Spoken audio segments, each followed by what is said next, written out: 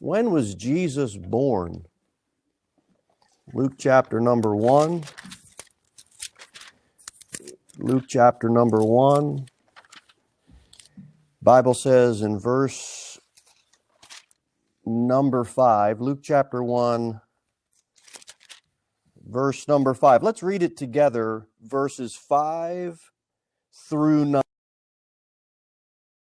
In the days of Herod, the king of Judea, a certain priest named Zacharias of the course of Abiah, and his wife was of the daughters of Aaron, and her name was Elizabeth. And they were both righteous before God, walking in all the commandments and ordinance of the Lord blameless. And they had no child, because that Elizabeth was barren, and they both were now well stricken in years. And it came to pass that while he executed the priest's office before God in the order of his course, according to the custom of the priest's office, his lot was to burn incense when he went into the temple of the Lord. So we are looking at Zacharias, and we see in verse number 5, and fill in the blank for me, it says he's of the course of what? What does it say in the text? In verse number 5. The course of Abiah. That's right, the course of Abiah. And now go down to verse number 9. You see at the end of it, it says, before God in the order of his course. So it further reiterates that Zacharias is now serving his course. And the course that Zacharias was to serve, say it again, was the course of what? Abiah. All right, now, with that said, go to 1 Chronicles chapter number 24. 1 Chronicles chapter number 24. 1 Chronicles 24, look at verse, let's look at verse 7. Because the book of Chronicles is going to list all of the courses. Zacharias had the course of Abiah. That was one course out of 24 courses. And we see this listed in 1 Chronicles. You see the first one comes up in verse number 7. The first lot came forth to Jehoiarib. See that? And then the second course, and so on and so forth. And it will end, look at verse number 18. And it says, the 24th to Mazariah. So this list in Chronicles gives all 24 courses that the priests would serve. Now each course would be when the priest would have to come in and serve for a week. So we see in Luke 1, Zacharias had the course of what again? Abiah. And now let's see what course Abiah was. 1 Chronicles 24 will tell us. Look at verse, it's in verse number 10. It says, the 7th to Hakaz, the 8th to Abijah. So we see this 8th course was the course of Abiah. Now, you guys remember that if you were here with us when we went through the resurrection stuff, what is the first month? Remember, we follow our American calendar is after a sun calendar, a solar calendar. The Hebrew calendar was after what? The moon. And so what was the first month in the Hebrew calendar? That's right, Nisan. So the courses would start in the first month, and the first month was Nisan. Ours is January, but theirs was Nisan. So if you have paper, you can write this down. It might be easier to get, but write down, if you have paper, 1, 2, 3, 4, 5, 6, 7, 8, 9, 10 in a line, just down. If you have something to write with. If not, just follow along in your mind, because I'm going to quickly go through these courses with you. In the first month of Nisan, week 1 would be considered course number 1. That's right. Week 2 would be course number. Week 3 would be Passover. Week 3 would be Passover, so all of the priests would have to show up. So there wasn't a one priest has to show up and serve his course. So week 3 wasn't course 3. Week 3 was Passover. That means everybody's got to show up, all 24 of them. When you get to week 4, what course is picked up? Course 3. Now we're back on to the courses.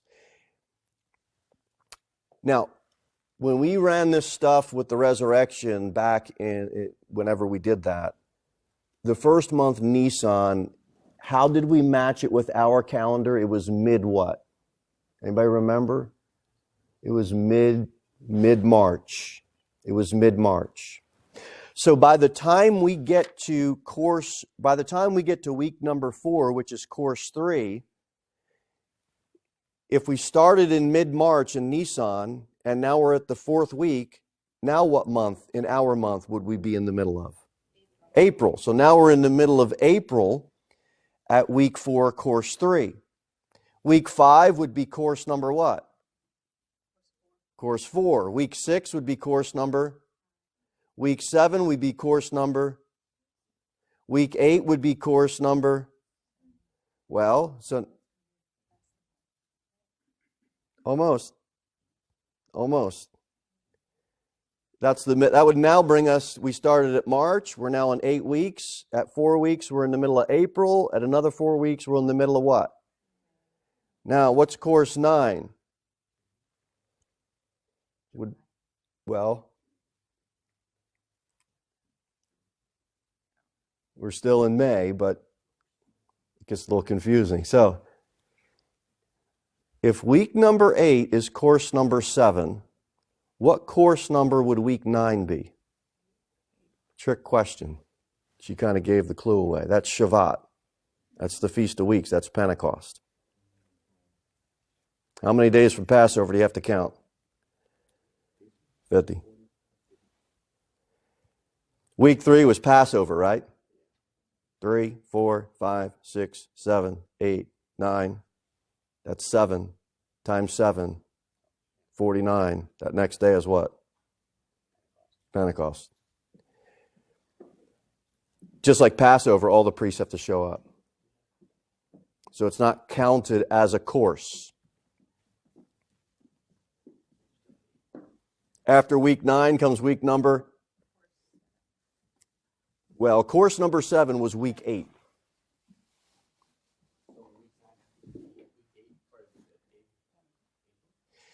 Yeah, so week 9 would end up being Pentecost. That would be Shavat.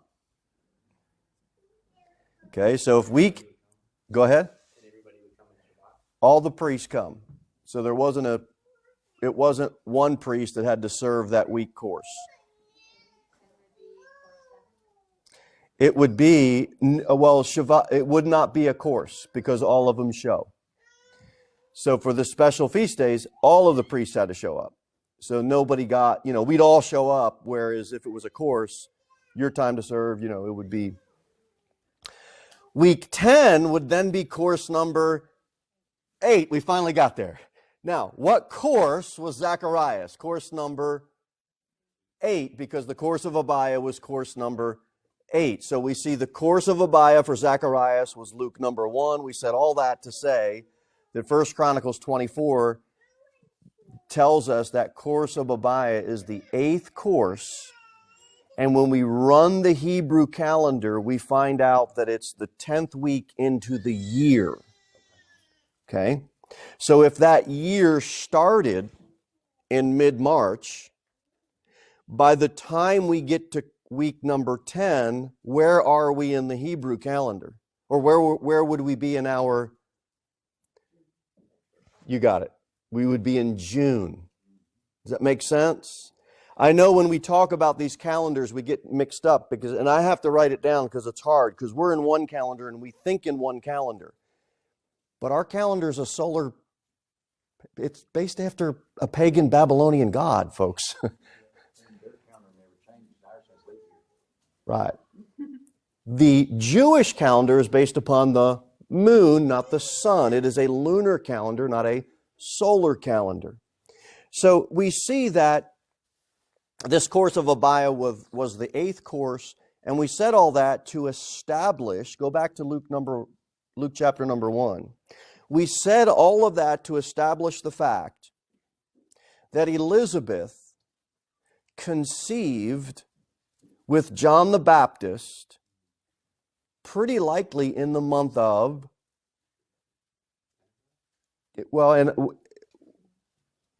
in the month of what? Yes, okay, June. June. Has everybody got that? Okay. The month of June, Luke 1, look at verse number 24. Luke 1, verse 24. It says that after those days, in other words, Zacharias has finished serving his course. It was a week and he was the 8th course. And so after those days, his wife Elizabeth conceived and hid herself 5 months. So we see that Elizabeth was conceived John the Baptist in the month of June. So if John the Baptist was born in the month of June, conceived in the month of June, then when was John the Baptist born? July, August, September, October, November, December, January, February. What's the month? March. So March was when John the Baptist was born. Now look at Luke chapter number 1.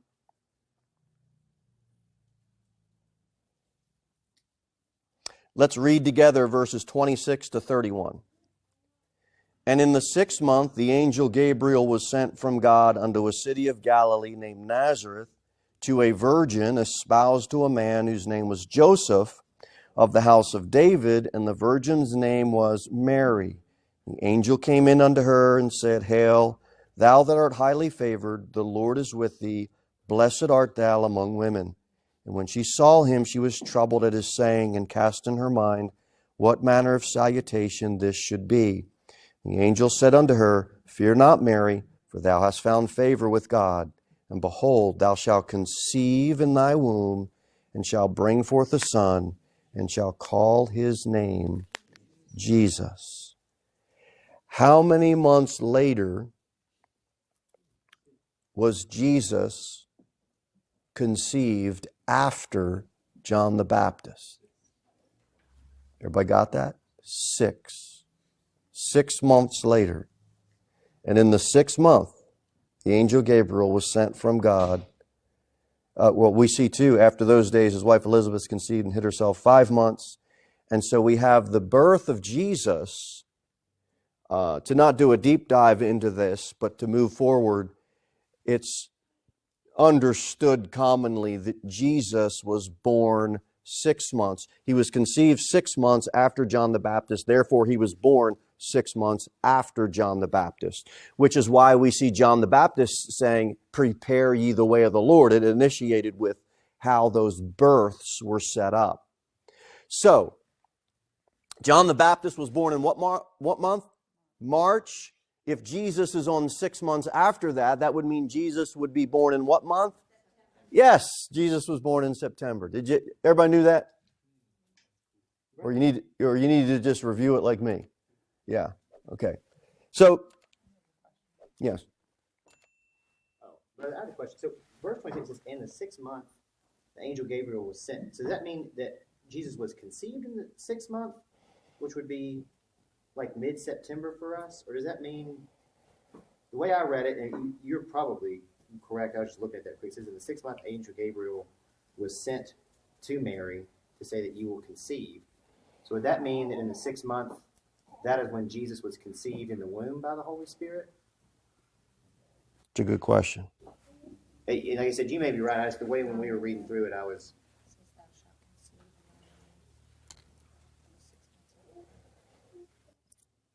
Well, we're going to have to meet that one out a bit later. Oh, we'll get a piece of paper out. I just want to write it down anyways.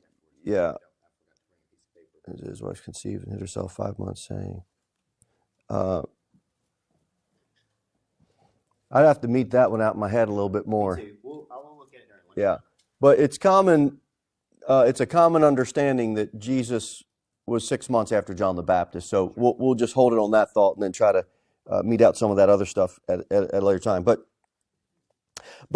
we ran those dates to get to this point. In the month of September, there is also another feast that is celebrated. So it's very, very likely that Jesus was born in the month of September when you run it through the Jewish Hebrew calendar and courses.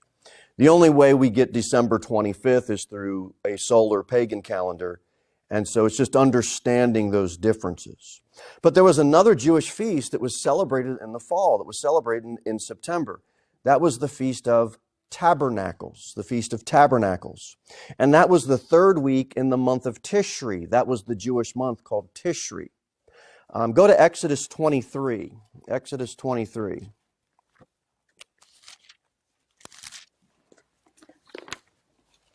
Exodus 23. Let's read verses 14 through 17. Exodus 23. Verses 14 through 17. 3 times thou shalt keep a feast unto me in the year. Thou shalt keep the feast of unleavened bread. Thou shalt eat unleavened bread 7 days, as I commanded thee, in the time appointed of the month Abib. For in it thou came out from Egypt, and none shall appear before me empty. And the feast of harvest, the first fruits of thy labors, which thou hast sown in the field, and the feast of ingathering, which is in the end of the year, when thou hast gathered in thy labors out of the field. So that ingathering was the Feast of Tabernacles, and they weren't ingathering in December or anything like that. This was a fall. It was a festival in the month of Tishri, and it was celebrated the 15th day of that month. And it commemorated the Israelites dwelling in tents for 40 years during their wilderness stay. And so this Feast of Tabernacle was the 15th of the month of Tishri. Now go to Leviticus 23. Leviticus 23.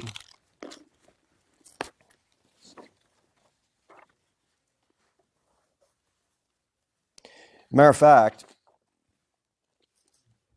get Luke 2 as well as Leviticus 23. Get Luke 2 and Leviticus 23 and keep your finger in both places so that we can flip back and forth. Luke 2.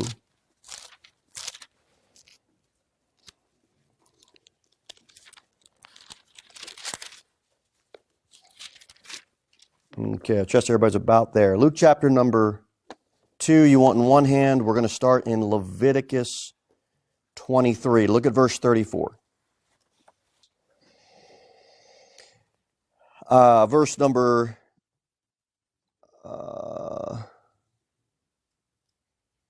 let's start at verse number 31.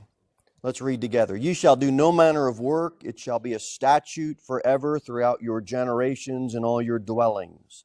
It shall be unto you a Sabbath of rest, and ye shall afflict your souls. In the 9th day of the month at even, from even unto even, shall ye celebrate your Sabbath. All right, verse 33 picks up a new thought. We'll read to verse 34. And the Lord spake unto Moses, saying, Speak unto the children of Israel, saying, The 15th day of this 7th month shall be the Feast of Tabernacles for 7 days unto the Lord. So that indwelling, that Feast of Indwelling that was called in Exodus, we see in Leviticus 23 that feast, it's the 15th day.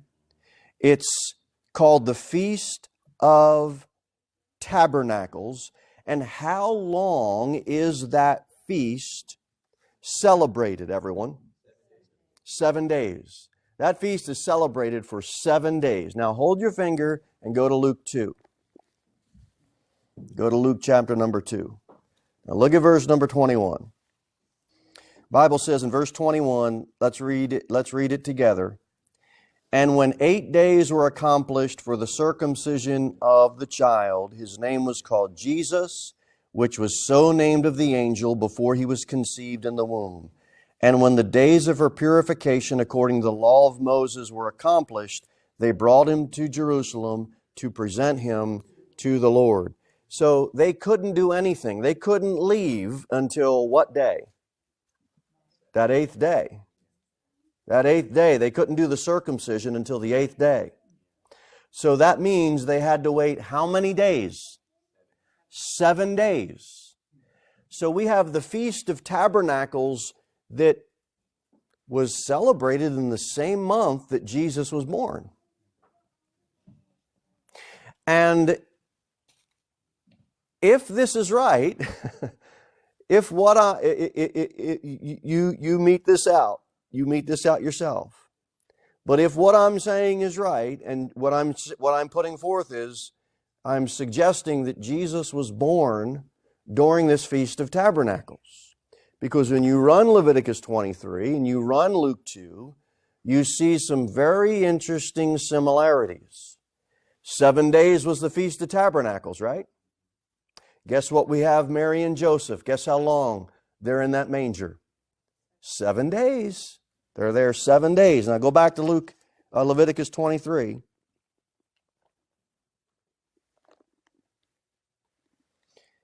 Um, 7 days unto the Lord. Remember we read on the days of her purification according to the law of Moses. Keep your finger in Leviticus 23, but just flip back to Leviticus 12. Let me show you something. The law, according to the law of Moses. No man could write this book. You're going to like this verse. Look at Leviticus chapter 12. Leviticus 12. Look at verse number 2. Let's just read verse number 2. Let's start reading it. Speak unto the children of Israel, saying, if a woman have conceived seed and born a man-child, did Mary conceive and bear a man-child? She did. Then she shall be unclean, how many days? 7 days. Her purification according to the law of Moses, she had to be, and then that Feast of Tabernacles, 7 days. Doesn't seem like it's ironic. It seems like it's God's working something. You got a miraculous birth, and I'll tell you, no scientist is going to be able to figure that miraculous virgin birth out, but this Bible is always a few steps ahead of science. Now go back to Leviticus 23. Let's look at something else. Leviticus 23. Watch what it says in verse number 35. Let's read verse 35 and 36 together. On the first day shall be an holy convocation. Ye shall do no servile work therein. 7 days ye shall offer an offering made by fire unto the Lord. On the 8th day shall be an holy convocation unto you, and ye shall offer an offering made by fire unto the Lord.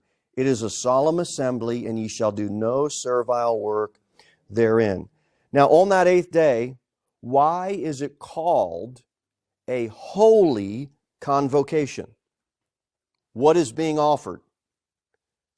Sacrifices are being offered.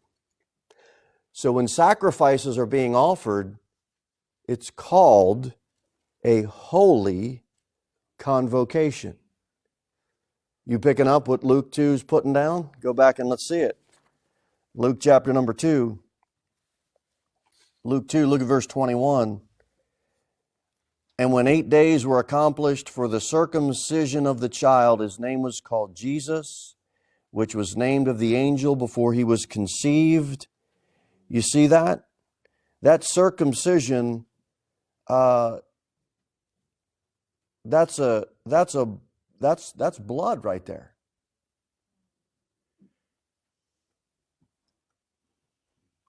On the virgin child as a holy sacrifice, completely pure. The days of her purification, as they're sitting there in a manger with 100% purity. That's why 1 John 5:8 says, and there are three that bear record in earth, in earth, the Spirit, the water, and the blood. That verse is there for a reason. You got blood on the 8th day, and it's 100% pure. Because that baby, Jesus, was circumcised on what day? The 8th day. And so Luke 23 says, and it is written, let's read this verse together, verse 23, Luke 2:23. As it is written in the law of the Lord, every male that openeth the womb shall be called holy to the Lord. Now how about that? How about that? 100% purified, holy, virgin-born Savior that no scientist could ever figure out unless they believe this book. Go to Leviticus 23. Show you something else, verse 42. Leviticus 23, look at verse 42. This old, archaic, outdated book. We'll just read it and believe it. Watch what it says. Ye shall dwell in booths 7 days. And all that are Israelites born shall dwell in booths. You know what a booth is? It's a structure of boards. You know what the covering is? It's a covering of a bow, or in other words, it's made out of branches. Now you picture that for a minute and tell me that don't look like all those nativity scenes that we see. I'm telling you, if he was born during the Feast of Tabernacles, which I have a strong opinion on that, I have a hard time saying it dogmatically, but I really, really lean hard to believing that Jesus was born during this Feast of Tabernacles. And this booth, the Feast of the Ingathering, they were in the wilderness for 40 years. It was temporary structures. Jesus was in that manger. Mary and Joseph were with that baby 7 days in a temporary booth, a temporary indwelling, a temporary structure. You know what I believe happened? When Jesus was born, Mary and Joseph celebrated their own Feast of Tabernacles. Right there. Now that's pretty cool. If indeed this is, and I believe it's right. Go to John 1:14. Go to John 1. Go to John 1. Look at verse number 14. Let's read it together. Most of you probably already know it. At least not if it... Well, okay, let's read it. Ready? And the Word was made flesh and dwelt among us, and we beheld His glory. The glory is of the only begotten of the Father, full of grace and truth. It says the Word was made flesh and did what? And dwelt. And dwelt. You know what He did? He tabernacled among us. Now, I don't Greek tweak stuff, and I'm not a Greek or Hebrew scholar, but if you look up that Greek word, dwelt, tabernacle. He tabernacled among us. The Word became flesh, and He dwelt, or He tabernacled among us. Go to 2 Corinthians 5. 2 Corinthians 5.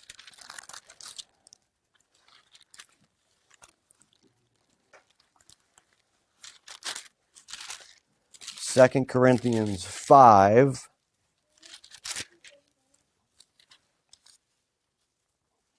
Which one of you youngins has that verse ready to read? Whoever slips their hand up for... Okay, Hannah, nice and loud, read verse number 1 in 2 Corinthians 5. Thus all the work that Solomon made for the house of the Lord was finished. Hold on, we in 2 Corinthians 5? Verse 1. For we know that if our earthly house of this tabernacle were dissolved... Hold on. Our earthly house is called a what, Hannah? Tabernacle. What's it called, everybody? Tabernacle. You know what we've got? Our earthly body is called a tabernacle. You know what Jesus did when He was born? He took on an earthly... How about that? Go ahead, keep reading, Hannah. We have a building of God and a house not made with hands, eternal in the heavens. You know what stepped down? Eternity. Eternity stepped down. You know what we have in our earthly tabernacle when we trust Jesus? Eternity steps in. Eternity steps in. Nothing like a King James Bible to clear up a pagan calendar system, huh? Now, you know, if you've been here any length of time, I'm not railing on anybody. I'm just asking the question. Can anybody show me a verse in the Bible where the New Testament church is commanded to celebrate the birthday of Jesus Christ? Does anybody have a verse? There isn't a verse. So a lot of times we get involved in trying to find peace at doing things that God never asked us to celebrate. But what if I told you this? What if I told you I think I've got a verse on celebrating the birth of Jesus? Do you think I got one? Go to the second to the last book of the Old Testament, Zechariah chapter 14. Go to Zechariah chapter 14. Now, I asked my question very specifically. I said, do you think there's any verse, can you show me any verse in the Bible where the New Testament church is commanded to celebrate Jesus' birthday? And you couldn't give me one, and I couldn't give you one. So my follow-up question was, do you think I can give you a verse that shows when Jesus' birthday would be celebrated? Notice I left out New Testament church for a reason. Now, when we're in Zechariah, you know what Zechariah is talking about? It's the second advent, not the first.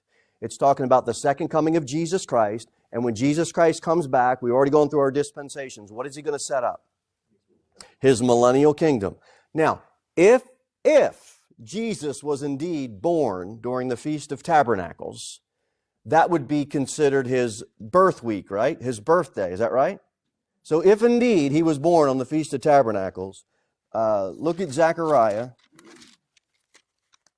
and I want you to read chapter 14, and I want you to read verse 16. We're in the millennial kingdom. Jesus has set up His kingdom, and now watch what it says. Zechariah 14, let's read verse 16 together.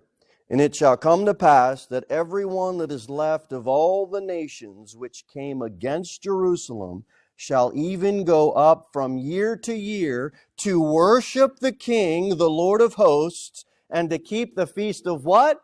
Woo! I'm telling you, if He was born during the Feast of Tabernacles, you know what we're going to be doing in the millennial kingdom? What we're not doing in the New Testament church age, celebrating His birthday. Now, if that's true, and that's put together rightly divided, that's going to be fun. That's going to be fun. And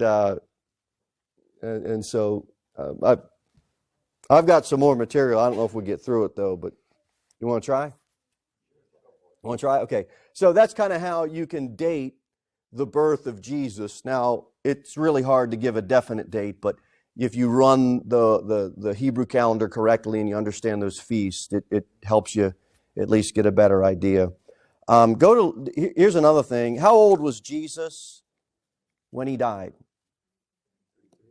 33 and a half, right? So I don't know if we'll get through all this. We'll try. Go to Luke 3. Luke chapter 3. And look at verse 23. The Bible says, and Jesus began to be about 30 years of age. And this is when Jesus was baptized. He's marked at 30 years of age at His baptism. Okay? So we know that this is the start now of his baptism introduces Him for His earthly ministry. Go to Luke chapter number 4. After Jesus is baptized, watch what He does in verse number 1 and 2 in Luke 4. And Jesus, being full of the Holy Ghost, returned from Jordan and was led by the Spirit into the wilderness, being 40 days tempted of the devil. So Jesus is introduced at his baptism for his public ministry. As soon as he's baptized, 40 days he spends in the wilderness. So those 40 days are about a month and a week and a half. After he does that, go down to verse number 14, we get some more information. It says in Luke 4:14, and Jesus returned in the power of the Spirit into Galilee, and went out a fame of him throughout all the region round about, and he taught in their synagogues, being glorified of all. So Jesus spends 40 days in the wilderness, and he's preaching around Galilee. Then go to verse 31. It says, and he came down to Capernaum, a city of Galilee, and taught them on the Sabbath days. So 40 days in the wilderness, now Jesus is spending some time, some unnamed time, in Galilee and then Capernaum, and he's teaching. And the Bible doesn't tell us exactly how many days it takes Jesus to do this, but nonetheless, he is doing it. And then we see in Luke 5, and then Matthew 4 and John 1, we see Jesus during this time is also gathering his disciples. So we have a 40-day period. He's 30 years old at his baptism. We have a 40-day period he's in the wilderness. And then we have an unnamed period of time where he's preaching and teaching in various cities, and then he's gathering up his disciples. So now how do you... Okay, so now after that happens, we end up getting to... Go to John 1. I'm trying not to confuse you. But go to John 1. I think we get it here. John 1:29. John 1:29. The next day John seeth Jesus coming unto him, and saith, behold, the Lamb of God, which taketh away the sin of the world. So we just rewind to the account of John. Jesus is being baptized. Luke gave us the age. John gives us the account without the age. Now, so John gives us the account without the age, and Luke tells us, and some of the other accounts, what he's doing. 40 days in the wilderness after he's baptized, and then he's spending however many days preaching and teaching and gathering his disciples, right? So now that's accomplished. Now the next thing that happens in John chapter 2,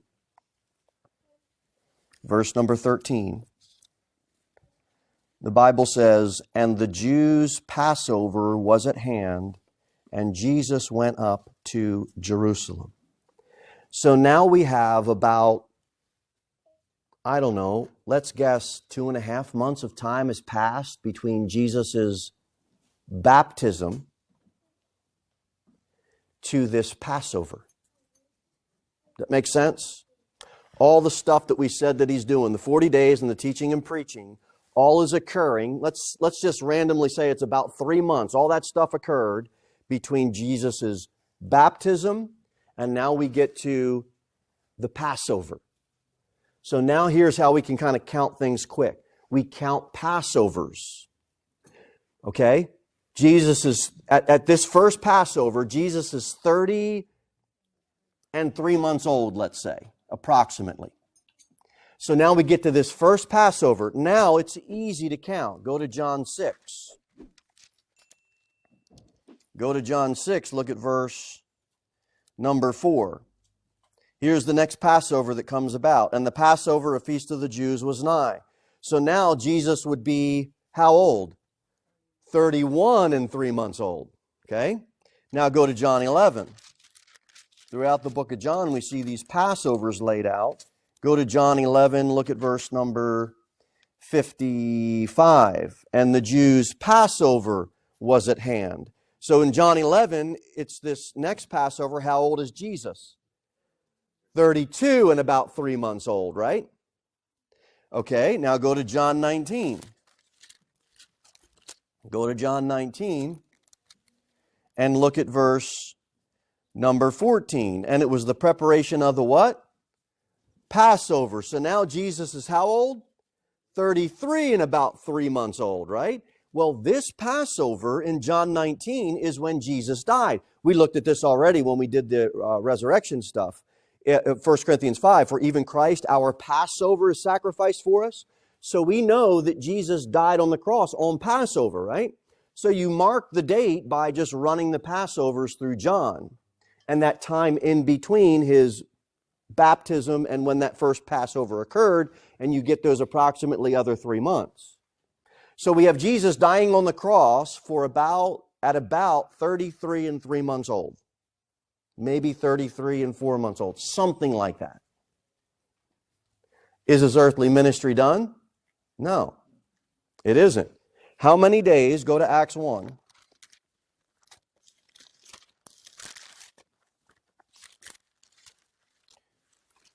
And let's read together verse number 3. Acts 1, verse 3. To whom also he showed himself alive after his passion by many infallible proofs, being seen of them 40 days. So after he rises again, he spends another 40 days on the earth before the disciples see him ascend up into heaven, which would mark the end of Jesus' earthly ministry. Well, if he died and he was 33 and approximately 3 or 4 months old, after the 40 days pass after he resurrected, that would bring us to approximately 33 and 1/2 years. So that's how people get, that's why you'll hear Christians or theologians talk about, hey, Jesus was 33 and a half years old for his earthly ministry. So, how else you can mark his date is you count backward from the Passover, his birth date. You can do a backward count as well. And when you do that and you count backward, you will end up in the month of Tishri, in that Hebrew month of Tishri, which again would give us his birth date around September. Tishri actually starts in mid-August. The Feast of Tabernacles is the 3rd week in the month of Tishri, which would bring us into our calendar of September. And it put it right there too, if you ran it backward. Now, I know that's heavy. I know that's a lot to think about. And you can go do your own study and kind of chew on those verses a little bit more. But if Jesus was born during the Feast of Tabernacles, his birthday is going to be celebrated in the millennial kingdom, because everybody's going to come and worship the King on the day that he was born. I thought that's pretty cool.